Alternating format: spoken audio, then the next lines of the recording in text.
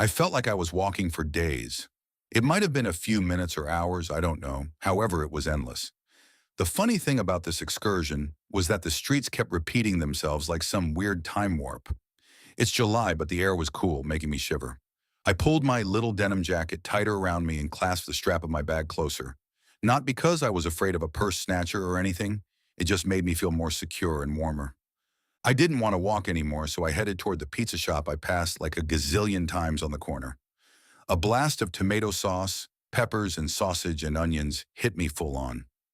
My mouth began to water, and I headed toward the refrigerated glass case in the back of the shop to get a cold beverage. And, whoa, my hand passed right through it. I shook my head and tried again. Yep, my hand passed right through the handle, and since I was already inside the case, I tried to grab hold of a can of soda. I grabbed nothing but air, so I pulled it out and turned around quickly to see if anyone saw what just happened. No one even looked my way. A young girl and her mother walked into the pizzeria, and her mother pointed at the beverage case to her daughter. The girl walked purposely toward the case. She walked unerringly toward me in the case. I was rooted to the spot, afraid to move. In fact, I couldn't move. It tickled me when she reached right through me to get not one but two cans of soda. As if nothing happened and as if she hadn't violated me, she turned and walked back to her mother to wait for their order. "Well, excuse you," I said to her back. My heart started to beat faster and harder in my chest as more people walked right through me. I couldn't breathe. My chest felt tight. What was happening? I hightailed it out of the shop, forgetting to push the door open, and realized that I couldn't remember if I opened it when I first came in. I started to run then, not caring if I bumped into people. Mostly I plowed right through them. 3 or 4 blocks later, I stopped to catch my breath. I looked up to find myself standing in front of New York Hospital. You know the one in Flushing? I looked up and down the street. I didn't understand anything. How did I get there? I felt compelled to go in, so I did. The pull was stronger once I was inside the lobby. I felt relieved and closed my eyes, basking in it. It didn't last long, however, because then I felt strange, and when I opened my eyes, I was floating. I flapped my arms trying to get down, but no, my body seemed to have developed a mind of its own. I floated closer to the ceiling, and then I began to accelerate toward the wall. I braced myself, but I went through it easily. Faster and faster I went, until I ended up in what looked like a trauma room. You know, like on TV? I looked down and I saw myself lying on a gurney and 3 doctors and nurses were working on me. Whoa, was I in an accident? I looked like crap. My face was all bloody and my neck was a mess. I bled from everywhere, but mostly from my neck.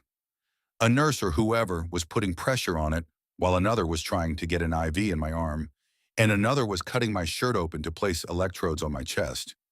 I could see the machine beeping as my heart beat to tell the world that I was still alive. I realized that I was having an out-of-body experience. You see these wackos on TV saying stuff like, how peaceful it was, and I can tell you that it's not. I'm cheering for these guys to save my life. I didn't want to die, and so I tried to float down to my body. I flapped my arms like a crazed dodo, attempting to fly, but nothing happens. Suddenly, I could feel pain, and it was horrible, unbearable even, and whatever they were doing to me made the pain worse. I wanted them to stop and to continue, you know? And then I heard it, everybody in the room heard it, I flatlined. The doctor did his jumper cable thing, and nothing. One of them called out the time, 11:45 p.m. They filed out of the room and the sole nurse left in the room was pulling out the IV and the other stuff they put on me, or in me. Finally, when I was presentable, this guy dressed in green scrubs came and transferred my body into a sunken gurney and covered me. He rolled me out of the room and down the hallway and into an elevator. We went down. Down is never a good sign when you're covered up like I am. For some reason, I can't leave them. Him and my body, I mean. I hovered over us as we passed through a few sets of double doors, and finally we were at the morgue. He signed me in and parked me in the middle of the room. He joked with the receiving attendant for a bit and then left us. The attendant picked up the paperwork the people in the ER trauma room stuffed into a plastic folder and then sat at the computer. Afterwards, he grabbed a toe tag, wrote my name on it, and looped it around my right great toe. Then, he did the unbelievable. He lifted the sheet to get a look at my body. Thanks to the doctors going crazy with scissors upstairs, I was naked under there. If he touches me, I swear I will kick him in the nuts like Dad taught me. He doesn't, and I breathe a sigh of relief. He was just checking for jewelry. No jewelry, he said, and went back to the computer. After that, he pushed me into another room and washed my body. He was a complete gentleman. He wore gloves. Then he toweled me dry and single-handedly transferred me into the table drawer and covered me up nice and snug and pushed the door closed. I couldn't recall how long after that my parents came to see me. It was heartbreaking to watch. They held each other as they cried. When they were leaving, I tried to follow them and found that I could. I looked longingly at my body, but this time it felt okay to leave it. I followed my parents out of the hospital. I looked down at my body to find that I had clothes on. Cool. They got in the car, but my dad just sat there behind the wheel, staring out of the windshield. Giant tears slid down his face, and then after a while he cleared his throat and started the car. I followed him to our house. "Oh God, Gary, what kind of animal would do this to our little girl?" my mother asked as soon as they were in the living room. She collapsed onto the couch. My father got busy pouring himself a drink at the bar behind her. "I don't know, honey. It's a crazy world out there," he replied. He tossed his drink back like a pro. Just then, my sister Laura burst into the house. She was in such a hurry that she left the key in the door. My little brother followed her in more slowly with the keys in his hand, dragging his backpack behind him. "Mom, what's the emergency? Why did I have to go get Junior from his sleepover?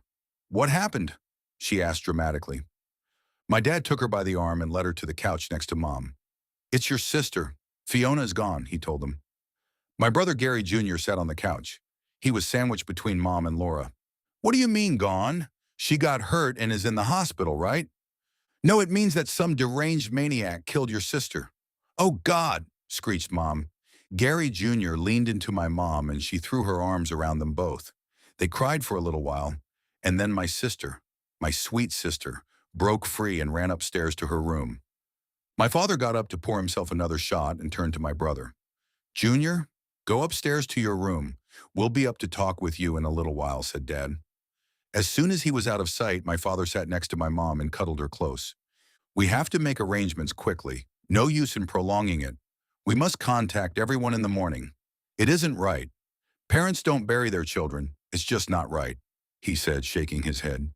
"I can't believe she's gone. It wasn't supposed to happen this way. She was supposed to grow up, have a career and family, grow old with lots of grandchildren," Mom sniffed. "That's not to be, honey. I'll make the calls in the morning. There's much to do." He stood up and looked lovingly at Mom. "I'll go make you some tea." That's so sweet of him, I thought. I waved my arms and floated up the stairs to my sister's room. She seemed so upset. I wanted to check on her. Wow, I've got this going through stuff down pat. I tried to see if I could sit on her bed, but no, I just hovered. Her eyes were red from crying, but she's on her cell phone now. "Yeah, I know, it's so messed up. Dad said she was attacked and killed. Mom is so sad. God, I know. Now they're gonna try to keep me locked up in here like a prisoner. I probably won't be able to go to Amy's party this weekend, but I can totally make it to Devon's next week, and I won't have to beg Fiona to let me borrow her clothes either." She sniffed a little, and then this little laugh crying thing. "I can let you have her Uggs. She's not gonna use them. I'm not even buried yet, and she's giving my stuff away." "What if I want to be buried in my Uggs, you bitch?" I yelled, but it came out as a whisper. They're downstairs consoling each other. Dad is probably self-medicating with the scotch, and Mom is drinking a gallon of tea. I've been watering that bottle down for weeks. "He ain't getting no buzz tonight," she laughed. I waved my arms to float away quickly. My sister was making me mad. I floated down the hall to my brother's room. Whoa, I haven't been in his room in a long time. It's kind of nice for a boy, I guess. After the experience of my backstabbing sister, I braced myself for Junior to be a royal jerk. But he's not. He's sitting on his bed looking really sad. "I didn't want Mom and Dad to know, but I can see you, Fiona," he said, looking straight at me. "Can you hear me too?" I asked, overjoyed that this being dead thing wasn't sucking so bad. He nodded. "Yeah, I can hear you, but your voice is very faint. You look okay, if you were wondering." "I don't know what to do, being dead and all. It's kind of cool that you can see me. I can come visit you a lot," I told him. "I don't think it works that way. You've only just died, so maybe after we bury you, your ghost will disappear." It's nice to see you, though. We stopped talking because we could hear our parents outside his door. They walked in and sat on either side of Junior. Junior, things are going to change a lot now. Right now, I know it's a shock, and you're probably feeling a lot of things. Anytime you feel you want to talk about Fiona, your mom and I will listen. If you want to cry, that's okay too. That's okay, Dad. I can talk with Fiona whenever I want to because she's still here with us, he told him. I waved frantically at him. I didn't want them to know that I was floating around the house. No sense in pushing my mom completely over the edge. Mom moaned and took his hand. Fiona will always be in our hearts too, honey. The next few weeks are going to be very difficult for all of us. Your dad and I will be planning for her services in the morning. We're going to have family coming in from all over, so be prepared to share your room, okay? Junior nodded and looked sideways at me. All right, son, get ready for bed. After they left, I asked Junior why he told them that I was still there. I was just checking to see if they could see you too. I thought that maybe Dad could, but he didn't even look your way. Well, for now, let's just keep this between us.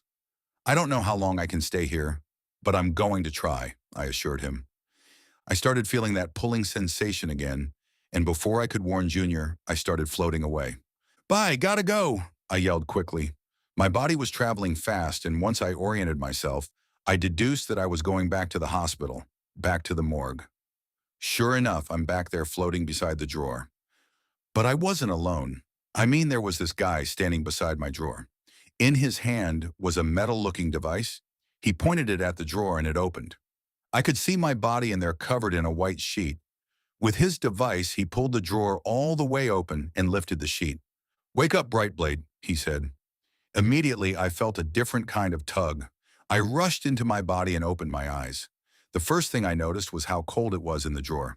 I mean, like really cold. I sat up and he helped me scramble out of the drawer. So there I was, standing in front of him, completely naked. I did that cross your arms over your chest thing, and he yanked out a white cape and threw it across my shoulders. That's when I noticed that he was wearing all white, even his boots. Who wears knee-high boots in the summer? The cape he threw around me suddenly did this bonding thing with my body. I looked down and saw that I was wearing a bodysuit under the cape, and boots too, just like him. I opened my mouth to speak, but nothing came out. I lifted my hand to get his attention. He nodded at me and spoke, but I couldn't understand what he was saying. Speech will come momentarily. Now step aside. He nudged me away from the drawer and placed an object in it that looked like a nut, like an almond maybe. The nut started to move and wriggle, and it started to grow. As I watched it take shape, it began to look like me, like my shape. Once it was fully grown, he instructed me to place my hand on it. I did as he asked, cringing at the feel of the formless, clay-looking thing.